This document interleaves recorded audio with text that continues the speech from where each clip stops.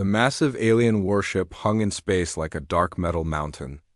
Admiral Vexthal stretched his forearms and yawned, showing rows of sharp teeth. The bridge of the Crimson Talon was quiet except for the soft hum of computers and the occasional beep from monitoring stations. 3 years had passed since his fleet conquered this human system, and nothing interesting had happened since then. Vexthal looked at the main screen showing the planet below. New Boston had been such an easy target. The humans had tried to fight with their primitive weapons and thin energy shields, but it was like watching children throw rocks at armored vehicles. His fleet had destroyed their defenses in less than 6 hours. The surrender came before the day was over. Now 40,000 humans worked in the asteroid mines, digging valuable crystals from the floating rocks that circled the system's outer planets. The Zephyrian Empire needed those crystals for their faster-than-light engines, and human hands were perfect for the delicate work. The aliens were too big and clumsy for mining operations. The Admiral's tactical officer approached his command chair. The young Zephyrian officer's scales were still bright green, showing his inexperience. Older warriors like Vexthal had scales that turned dark purple from years of combat. "Sir, the morning patrol reports are ready," the officer said, holding a data pad. Vexthal took the device without much interest. The same boring information appeared every day. No ships had entered the system except for scheduled supply runs. No unusual energy readings. No signs of organized resistance from the human prisoners. The conquered colony was running like a well-oiled machine, deep in the asteroid mining facility called Omega-7. Jake Harrison wiped sweat from his forehead and looked at the dark rock walls around him. The former Earth Navy captain had been leading a small group of merchant ships when the Zephyrian fleet appeared. His ships had been carrying farming equipment and medical supplies to the new Boston colony. Instead of delivering help to the colonists, he ended up joining them as a prisoner. The mining tunnels were cold and damp. Artificial gravity generators kept everyone's feet on the ground, but the air recycling system made everything smell like metal and oil. Jake had been working these tunnels for 3 years now, along with hundreds of other humans. They dug crystals from the rock walls using hand tools and small energy cutters. The Zephyrian guards were not particularly cruel, but they were not kind either. They treated humans like useful animals. Work hard, follow orders, don't cause trouble, and you got enough food to stay alive. Tried to escape or fight back, and you disappeared. Jake had seen enough good people vanish to know the rules, but Jake Harrison was not the kind of man who gave up easily. During his years in the Earth Navy, he had learned that every prison had weaknesses and every enemy made mistakes. The Zephyrians were overconfident. They thought humans were too weak and primitive to be dangerous. That overconfidence might be their downfall someday. In a different part of the mining station, Amy Brooks crawled through a narrow maintenance tunnel carrying her secret communication equipment. The former New Boston communications specialist had managed to hide a small transmitter in the deepest parts of the facility, where the Zephyrian sensors couldn't detect it. Amy had been broadcasting coded messages into space for months. The messages contained information about guard rotations, prisoner locations, mining schedules, and Zephyrian fleet movements. She didn't know if anyone was listening, but she had to try. Earth was 47 light-years away, but maybe someone closer might hear her calls for help. The transmitter was built from spare parts Amy had collected during her work assignments. A power cell from a broken mining tool, circuit boards from damaged computers, and antenna wire pulled from old communication cables. It wasn't powerful enough to reach Earth directly, but it might reach a passing ship or a relay station. Every night after the work shifts ended, Amy would sneak through the ventilation system to her hidden transmitter. She would send the same message over and over, hoping that somewhere in the vast darkness of space, someone was listening. Meanwhile, across the galaxy, other alien civilizations were taking notice of the Zephyrian victory at New Boston. The news had spread through the galactic communication networks like ripples on a pond. Most species saw it as proof that humans were just another weak race that couldn't defend themselves. The Altarian Trade Consortium was particularly interested in the mining operation. They had been looking for new sources of the valuable crystals, and the Zephyrians seemed to have found an efficient way to extract them using human labor. Several Altarian companies were already negotiating deals to buy the processed crystals. The Procyon Defense League viewed the conquest as a minor territorial expansion by a middle-level military power. The Zephyrians were strong enough to defeat primitive civilizations, but not powerful enough to challenge the major galactic empires. The human defeat was noted in their intelligence reports and then forgotten. Even the ancient vegan empire, which had been exploring space for thousands of years, barely paid attention to the news. In their vast historical records, the conquest of New Boston was just another small footnote.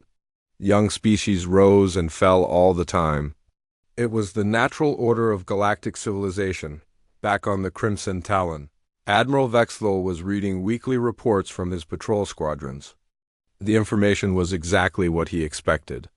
Long-range sensors showed normal space traffic in the area. A few merchant ships, some scientific research vessels, and the occasional military patrol from neighboring systems. Nothing that looked like a rescue mission or military buildup. The human homeworld of Earth was too far away to be a serious threat. Intelligence reports suggested that humans barely had faster-than-light travel technology. Their ships were slow, and their weapons were primitive. Even if Earth decided to send a rescue mission, it would take years to reach the Kepler 442 system. Vexthal made a decision that would prove to be a terrible mistake. He authorized a reduction in patrol schedules and approved shore leave for 30% of his crew. The conquest was complete and secure. His ships could spread out across the system instead of maintaining tight defensive formations. There was no credible threat to worry about. The Admiral had no way of knowing that. His enemy was already closer than he imagined, and far more dangerous than any Zephyrian military analyst had predicted. Deep beneath the Rocky Mountains on Earth, Admiral Helen Carter sat in the most secure room on the planet. The Solar Command bunker was built 2 miles underground and protected by layers of armor that could survive a direct nuclear strike. Dozens of computer screens surrounded her desk, showing information from deep space monitoring stations scattered across the solar system. For weeks, Earth's most powerful radio telescopes had been picking up faint signals from the direction of the Kepler 442 system. The messages were coded and broken, but the computer analysis teams had finally decoded enough to understand what was happening. Humans were trapped and calling for help. Admiral Carter had served in the Earth Defense Force for 35 years. She had seen humanity's first contact with alien civilizations, watched as Earth built its first faster-than-light ships, and helped design the defensive systems that protected the solar system. But she had never faced a situation like this before. The Joint Chiefs of Staff had been meeting every day for 2 weeks, arguing about what to do. Some wanted to send diplomatic messages to the Zephyrian Empire. Others suggested forming an alliance with other galactic powers. A few believed Earth should simply write off the new Boston colony as a loss and focus on defending the home system. But Admiral Carter knew that showing weakness would only invite more attacks. If Earth did nothing, while its people were enslaved, every alien empire in the galaxy would see humans as easy targets. The next attack might come against Earth itself, Captain Ryan. Mitchell stood at attention in front of the Defense Council's main conference table. The room was filled with the most important military leaders on Earth, but Ryan was not intimidated. He had spent his entire career preparing for this moment.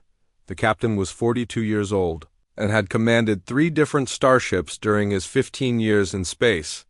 He had fought pirates in the asteroid belt, rescued stranded colonists from failed settlements, and explored star systems that no human had ever seen before.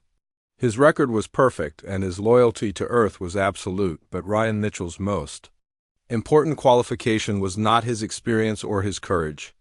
It was his willingness to command the most dangerous and secret ship that Earth had ever built. The USS Leviathan is ready for deployment, Ryan told the assembled officers. We can be at the Kepler 442 system in 3 weeks. General Patricia Hayes, the chairman of the Joint Chiefs, leaned forward in her chair. Captain Mitchell, are you absolutely certain that your ship can handle an entire Zephyrian fleet? Ryan's answer was simple and confident. Yes, ma'am. The USS Leviathan was humanity's greatest secret. The ship had been under construction for 8 years in hidden shipyards near Jupiter's moon Europa. Only a few hundred people knew it existed, and most of them were in this room. The Leviathan was not just larger than any previous human ship. It was built using technology that Earth had been developing in secret for decades. When alien ships crashed on Earth or were captured in space battles, human scientists studied every component and circuit board. They learned how faster-than-light drives worked, how energy shields operated, and how alien weapon systems functioned, but humans did not simply copy alien technology, they improved it. They found ways to make energy shields stronger, engines more efficient, and weapons more accurate. The Leviathan represented the best of human engineering combined with the accumulated knowledge of a dozen different alien civilizations. Dr. Lisa Chun walked through the Leviathan's engineering section, checking the final preparations for departure. As the ship's chief science officer, she was responsible for the most advanced computer system ever built by humans. The artificial intelligence called Atlas could process information faster than any alien computer and had been programmed with every piece of tactical data that Earth possessed. Lisa had been working on the Atlas project for 6 years. The AI could analyze enemy ship designs in seconds, predict weapon trajectories before they were fired, and calculate battle strategies that would confuse even experienced alien commanders. Atlas was not just a computer. It was humanity's secret weapon. The ship's quantum displacement drive was another revolutionary technology. Instead of traveling through normal space like other faster-than-light ships, the Leviathan could slip between dimensions and appear anywhere in a star system without warning. Enemy sensors would never detect it coming. The Leviathan's armor was made from materials that could change their properties based on incoming attacks. Energy weapons would be absorbed and redirected. Kinetic projectiles would pass through sections of the hull as if they were made of air. The ship could take damage that would destroy a dozen alien warships and keep fighting. Back in the Kepler 442 system, Amy Brooks was noticing something strange in her secret communication equipment. Her hidden transmitter was designed to listen for incoming signals as well as broadcast outgoing messages. For the past week, she had been detecting brief gravitational disturbances at the edge of the star system. The disturbances lasted only a few seconds and appeared randomly in different locations. They were too small for the Zephyrian sensors to notice, but Amy's equipment was calibrated to detect the faintest energy signatures. She had never seen anything like these readings before. Amy began including information about the gravitational anomalies in her coded messages. She did not know what was causing them, but they might be important. Maybe they were natural phenomena related to the system's asteroid fields. Maybe they were signs of unusual stellar activity. Or maybe they were something else entirely. Meanwhile, Admiral Vexlow was receiving his weekly intelligence briefing from the Zephyrian High Command. The report contained information about military movements throughout the galaxy, potential threats to Zephyrian territory, and updates on ongoing conquest operations. The section about human activities was very short. Earth's solar system remained quiet with only normal commercial traffic and primitive exploration missions. No military buildup had been detected, no unusual ship movements, no signs that humans were planning any kind of rescue operation. The intelligence officers concluded that humans simply did not have the capability to project military power across interstellar distances. Their ships were too slow, their weapons too weak, and their technology too primitive. The conquest of New Boston had apparently broken human morale. Based on this assessment, Admiral Vexlow made another decision that would prove disastrous. He authorized additional shore leave for his crews and allowed several of his patrol ships to return to Zephyrian space for routine maintenance. The human threat level was officially downgraded to 0. The Admiral had no way of knowing that at that very moment, the most advanced warship in human history was preparing to leave Earth's solar system on a mission that would change the balance of power in the galaxy forever. The USS Leviathan materialized at the edge of the Kepler 442 system like a shadow emerging from a nightmare. One moment there was empty space between two distant asteroids, and the next moment a massive human warship hung there silently. The quantum displacement drive had worked perfectly, bringing the ship across 47 light-years without making a single ripple that enemy sensors could detect. Captain Ryan Mitchell stood on the bridge of his ship and felt a mixture of pride and determination. The Leviathan was beautiful and terrifying at the same time. The hull was dark gray metal that seemed to absorb light rather than reflect it. The ship was 800 meters long and bristled with weapon systems that had never been tested in real combat. Everything about the vessel was designed to be humanity's answer to alien aggression. Lieutenant Commander Steve Parker sat at the tactical station, his fingers dancing across holographic controls as he analyzed the Zephyrian fleet positions. Steve had served with Captain Mitchell for 5 years and trusted his commander completely. The tactical data flowing across his screens told a story of enemy overconfidence and poor defensive positioning. Captain, I count 18 Zephyrian warships spread across 4 different orbital zones, Steve reported. 3 destroyers are conducting patrol sweeps near the outer planets. The main battle group is clustered around the primary mining facility. The flagship appears to be the Crimson Talon, a heavy cruiser with approximately 400 crew members.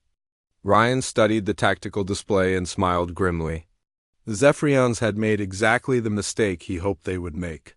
Their ships were spread too thin to provide mutual support, and their patrol patterns were predictable.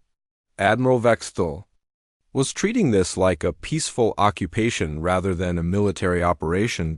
In the engineering section of the Leviathan, Chief Engineer Maria Santos monitored the ship's revolutionary power systems.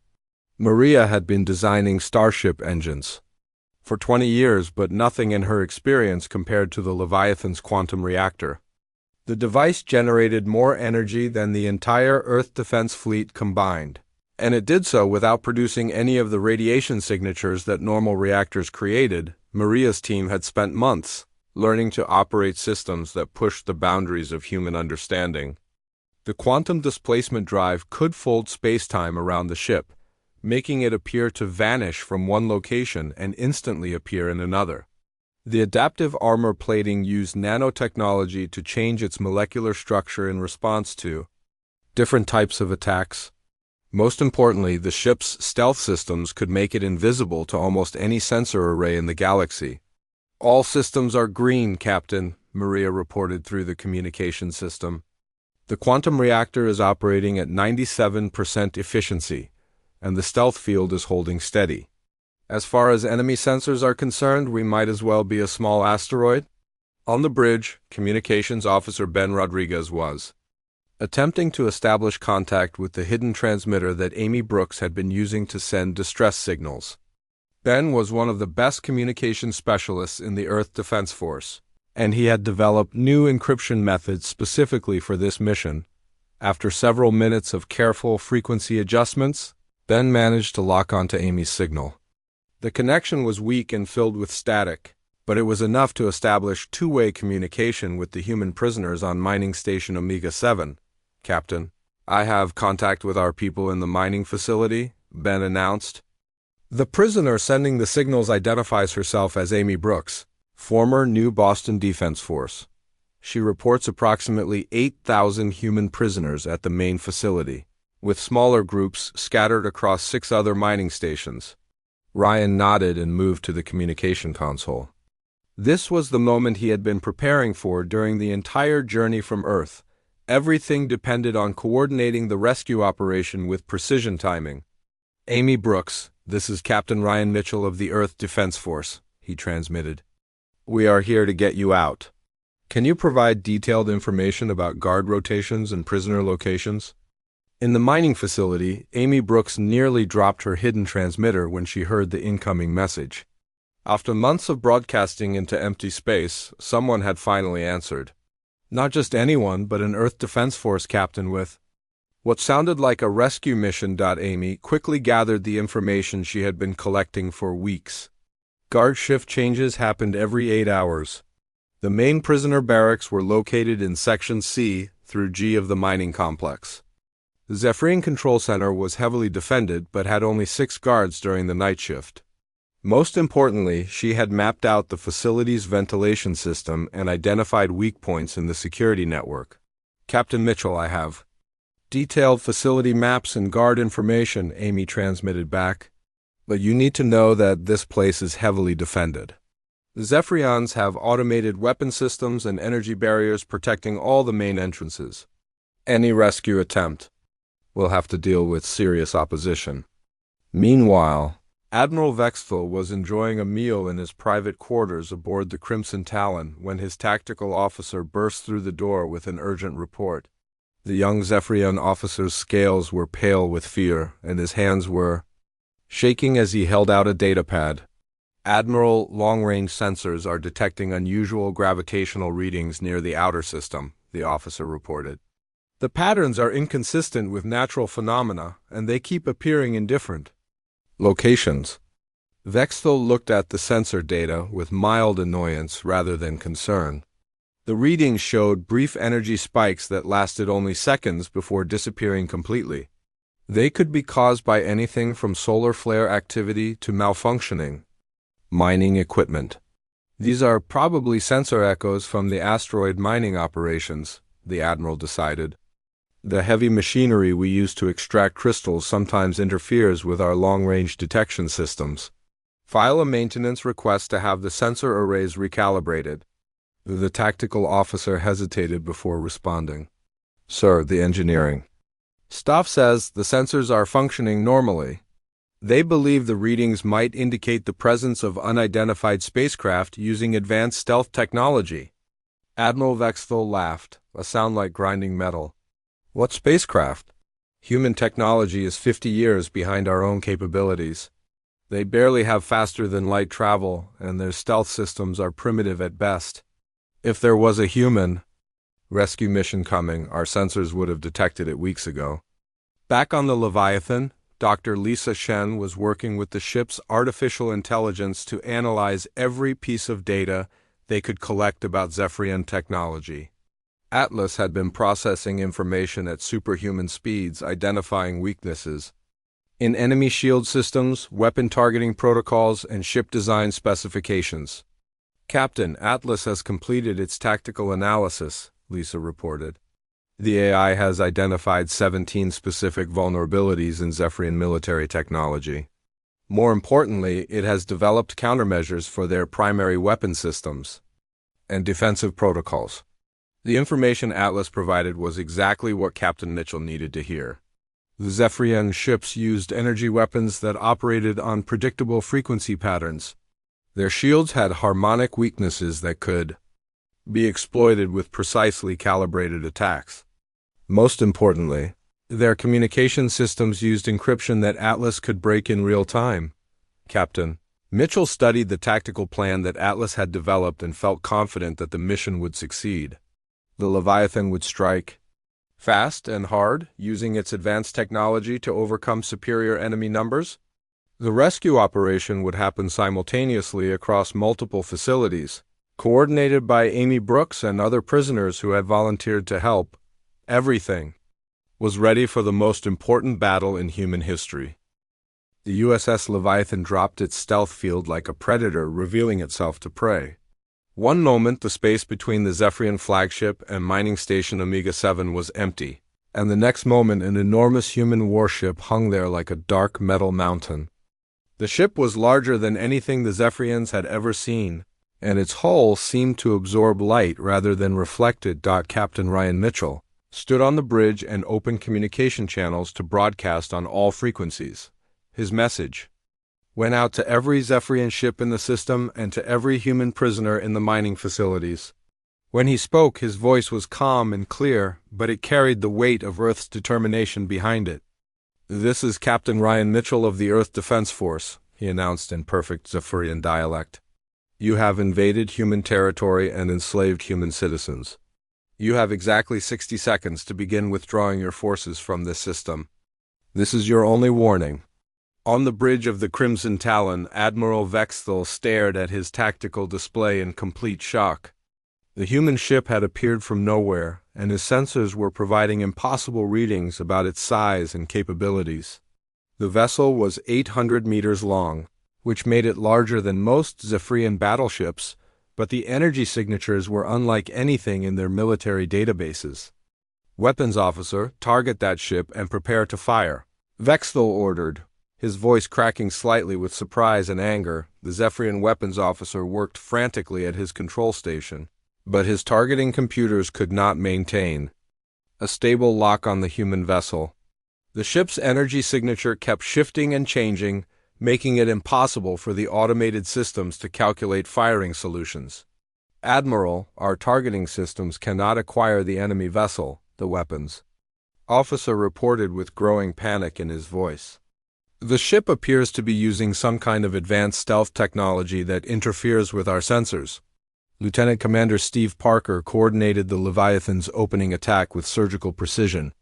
The ship's weapons systems had been calibrated to exploit the specific weaknesses that Dr. Lisa Shun and Atlas had identified in Zephyrian technology.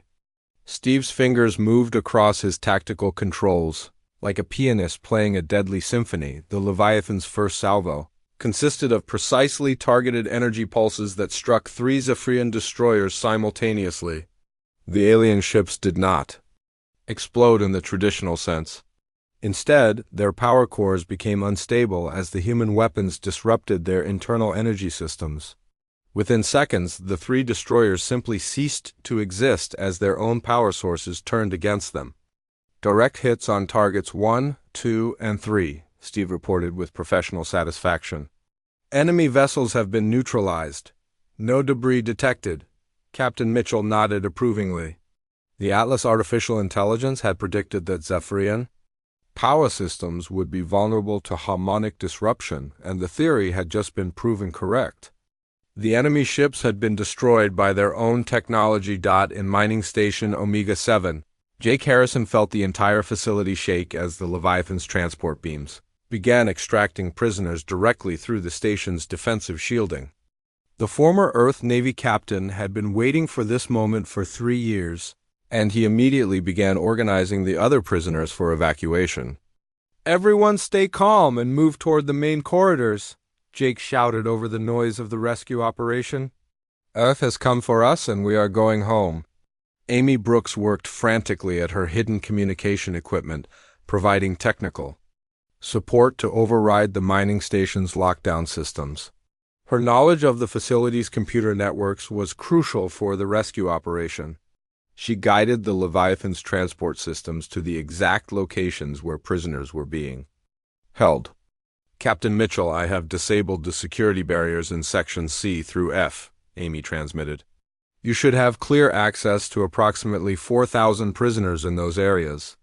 The Zephyrian fleet attempted to coordinate a response to the human attack, but their tactical doctrine had no protocols for dealing with an enemy that could appear and disappear at will. Admiral Vexthal ordered his remaining ships to concentrate their fire on the Leviathan, but their weapons seemed to have little effect on the human vessel. Chief Engineer Maria Santos monitored the ship's revolutionary defensive systems as they adapted in real time to incoming enemy fire.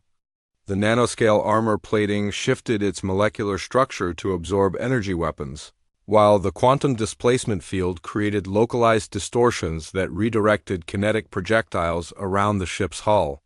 "Captain, we are taking hits from multiple enemy vessels," Maria reported, "but the adaptive armor is performing exactly as designed. Damage to ship systems is minimal, and all defensive systems are operating within normal parameters." The Leviathan's shields flickered and pulsed as Zephyrian weapons struck them, but the advanced technology held firm. The ship was designed to withstand attacks from entire fleets, and the scattered Zephyrian forces were not providing enough concentrated firepower to threaten its defenses. Dr. Lisa Chun coordinated with the ship's medical bay to treat the rescued prisoners while simultaneously analyzing captured Zephyrian technology for future use. Every piece of alien equipment at the transport beams brought aboard was immediately scanned and studied by Atlas for potential military applications. "Captain, we have successfully evacuated 6,000 prisoners from the primary mining facility," Lisa reported. Medical teams are treating cases of malnutrition and exhaustion, but no serious injuries have been detected. The prisoners are in surprisingly good condition considering their circumstances. The rescue operation proceeded with mechanical efficiency that amazed even the Leviathan's crew. Transport beam after transport beam materialized in the ship's hangar bays, carrying freed humans and valuable intelligence about Zephyrian operations throughout the sector. The alien guards at the mining facilities found themselves unable to stop the extractions. Admiral Vexthal watched in growing horror as his fleet was systematically dismantled by a single human warship. The vessel was not simply overpowering his forces with superior firepower, it was demonstrating a fundamental understanding of Zephyrian military technology that should have been impossible for such a primitive species. How are they doing this? Vexthal demanded of his tactical officer. Our intelligence report said that human technology was decades behind our own capabilities. The tactical officer studied his sensor readings with confusion and fear. Admiral, the human ship appears to be using our own weapon frequencies against us. Their targeting systems are predicting our defensive maneuvers before we make them. It is as if they know our technology better than we do. The Leviathan's weapon systems, reconfigured for the next phase of the attack. Instead of trying to destroy every enemy ship, Captain Mitchell had decided to focus on psychological impact. The goal was to send a clear message to the Zephyrian Empire and the rest of the galactic community about humanity's new capabilities. The Crimson Talon's shields began to collapse under a sustained barrage that seemed to anticipate and counter every defensive measure the Zephyrians attempted. Admiral Vexthal realized with growing terror that his flagship was completely helpless against the human vessel. The enemy ship was not just more powerful than his fleet. It was operating on a completely different level of technological sophistication. All ships retreat to minimum safe distance, Vexthal ordered, his voice filled with defeat. Prepare to receive surrender terms from the human commander. The most feared admiral in the Zephyrian fleet had just been forced to surrender by a single human warship that had appeared from nowhere and systematically destroyed his forces without taking significant damage. The balance of power in the galaxy had shifted in a matter of minutes. With all human prisoners safely aboard the USS Leviathan, Captain Ryan Mitchell prepared for the final phase of the operation. The rescue mission had been a complete success, but he understood that this engagement would send ripples throughout the galactic community. Earth's response needed to deliver a clear message about humanity's capabilities and intentions for the future. The Leviathan's hangar bays were filled with rescued colonists who stared in wonder at the advanced human technology surrounding them. Many of them had spent 3 years believing that Earth had abandoned them to their fate. Now they found themselves aboard the most powerful warship they had ever seen. Rescued by people who had traveled 47 light years to bring them home, Jake Harrison walked through the ship's corridors with a mixture of relief and amazement. The former Earth Navy captain had served on many vessels during his career, but nothing in his experience compared to the Leviathan. The ship was a masterpiece of human engineering that represented everything Earth had learned about advanced technology and warfare. Captain Mitchell, Jake said when he reached the bridge, I want to thank you for what you have done here today. But I also want you to know that the Zephyrians have other facilities throughout this sector. There are probably thousands more human prisoners in systems we don't even know about. Ryan nodded grimly. The intelligence that Amy Brooks and other prisoners had provided painted a disturbing picture of Zephyrian expansion into human space. The attack on New Boston had not been an isolated incident. It was part of a larger campaign to enslave human populations across multiple star systems. Dr. Lisa Chen approached the captain with a datapad containing preliminary analysis of the captured Zephyrian technology. Her team had been working around the clock to study alien equipment and computer systems that the transport beams had brought aboard during the rescue operation. Captain, Atlas has finished analyzing the Zephyrian database files we recovered, Lisa reported. The information includes detailed maps of their military installations, fleet deployment schedules, and plans for future expansion into human territory. This intelligence will be invaluable for Earth's defensive planning. The Atlas artificial intelligence had processed terabytes of alien data in a matter of hours, revealing the full scope of the Zephyrian threat. The Empire had been systematically targeting human colonies that appeared weak or isolated. Earth's solar system was scheduled for invasion within the next 5 years. Captain Mitchell studied the tactical data and made a decision that would change the course of galactic history. The Leviathan would not simply rescue the prisoners and return to Earth. It would send a message that no alien empire could ignore or misunderstand. Communications. Officer Ben Rodriguez opened channels to broadcast on multiple galactic communication networks simultaneously. The message that Captain Mitchell was about to deliver would reach every major civilization in the galaxy within hours. "This is Captain Ryan Mitchell of the Earth Defense Force, speaking on behalf of humanity," he announced, his voice carrying across interstellar space. "The Zephyrian Empire has attacked human colonies and enslaved human citizens. This aggression will not be tolerated."